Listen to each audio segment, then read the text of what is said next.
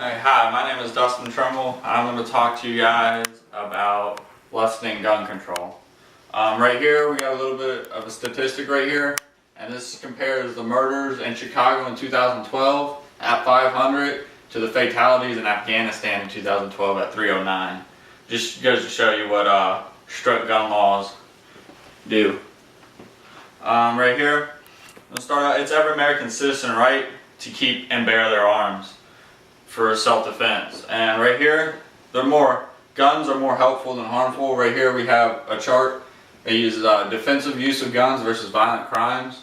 And right here, violent crimes are committed with guns 19% of the time, compared to defensive use of guns is 81% of the time. And right here, gun-free zones.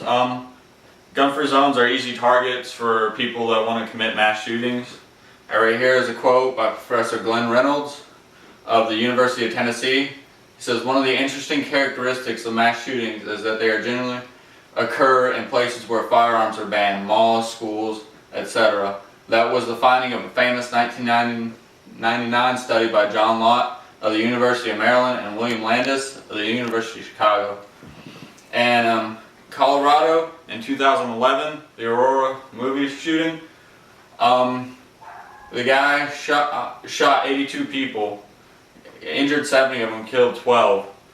And that was all before the police were able to get there. And he went out of his way to go to that specific movie theater just because it was a gun-free zone. There was some a lot closer to him, but those allowed firearms on their premises. And a lot of people for stricter gun control will tell you to try and take down the shooter while they're reloading. But however, it takes the average person about 20 seconds to reload a semi-automatic rifle. But for someone that's going to commit a mass shooting, they're going to train, and they're going to be able to reload a lot faster than that. And the average police response time is more than 10 minutes. So like in Colorado, he shot 82 people in less than 10 minutes and was sitting in his car when the police arrived, waiting on them.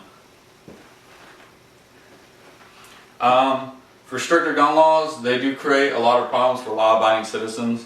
Like in Chicago, you have to wait a certain amount of time before you're able to get a handgun.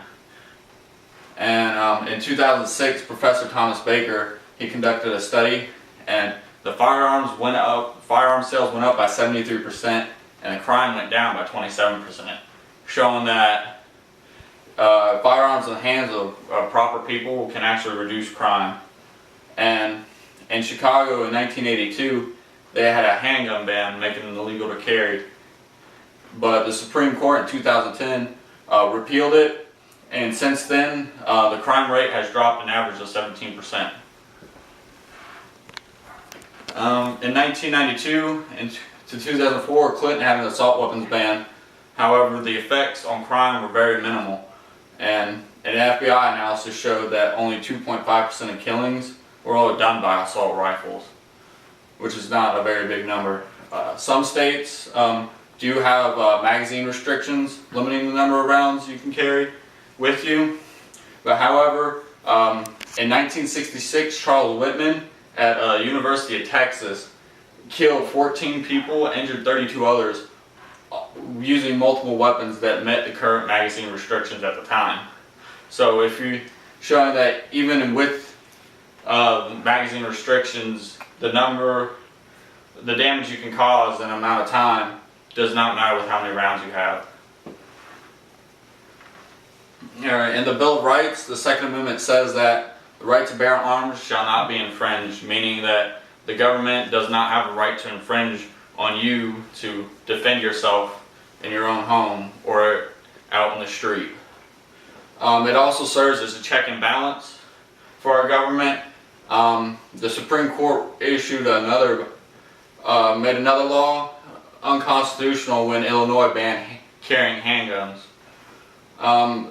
There's some examples of people who disarmed the populace. Hitler, after he disarmed the populace, he killed all the Jews, put them in concentration camps. Castro, he became a major dictator of Cuba. Gaddafi was the dictator in Egypt. Pot He's probably the worst of all. Killed, what, 40-some million people after he disarmed the populace. And Stalin, when he became the dictator over Russia.